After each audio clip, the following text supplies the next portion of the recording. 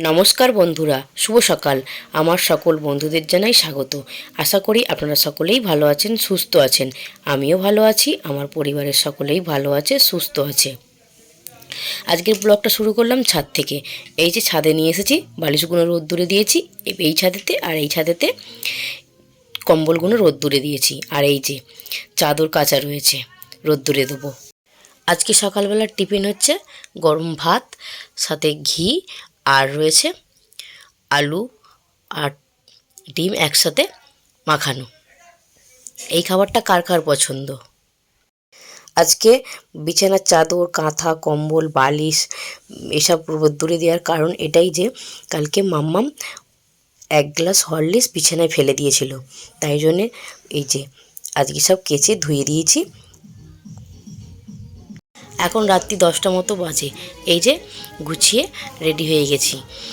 তো একটা আমার কাস্টমারের বাড়ি যেতে হবে, কাস্টমারের ছেলের উপনয়ন। তো সেই বাড়িতেই যাব, সবাই মিলেই রেডি হয়ে গেছি। তো আমি বলেছিলাম যাব না, আমার শরীরটা সেরকম ভালো নেই, তো মামসোনার ড্যাডি রাগ করছে, তাই জন্যই বাধ্য হয়ে বেরোলাম। আমাদের বাড়ি থেকে মিনিট 5-এর রাস্তা পায়ে হেঁটে। তো চলে এসেছি, আর একদম লাস্ট ফিনিশিংয়ে এসেছি। আমার দোকান গুছিয়ে আস্তে আস্তে সব জায়গাতেই আমরা লাস্ট ফিনিশিংয়ে যেই পৌঁছাই।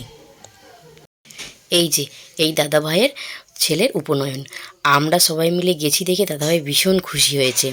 মামসোনাকে নিয়ে তো খুশিতে একদম আত্মহারা হয়ে গেছে। মামসোনাও এসে খুশি হয়ে গেছে, মামসোনার স্কুলের বান্ধবীকে দেখতে পেয়েছে।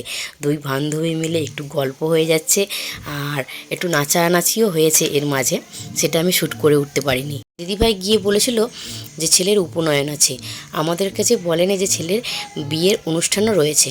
আর ছেলের বিয়েটা হয়েছিল খুবই তাড়াহুড়ো করে, তো সেই সময় অনুষ্ঠানটা করতে পারেনি, তো সেই অনুষ্ঠানটা এখন করে নিল। আমরা এসে সবার একটু নাচানাচি দেখলাম, তারপর ছেলে বউয়ের সঙ্গে সবার সঙ্গে দেখা সাক্ষাৎ করলাম, করে আর দেরি করিনি, যেহেতু বাড়ি আসতে হবে, রাত হচ্ছে, তাই জন্যে খেতে বসে গেছি। মেনুতে ছিল সাদা ভাত, বেগুনি, মুড়িঘণ্ট, দই কাতলা, চিকেন কষা, স্যালাড, চাটনি, পাঁপড়, মিষ্টি।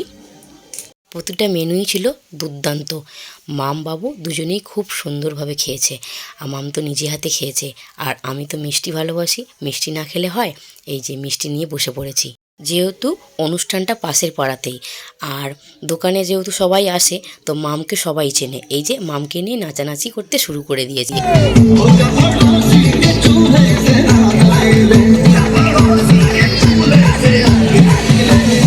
মাম তো নাচছে, মামের নাচ দেখে বাবুও নাচতে শুরু করে দিয়েছে পাশেতে।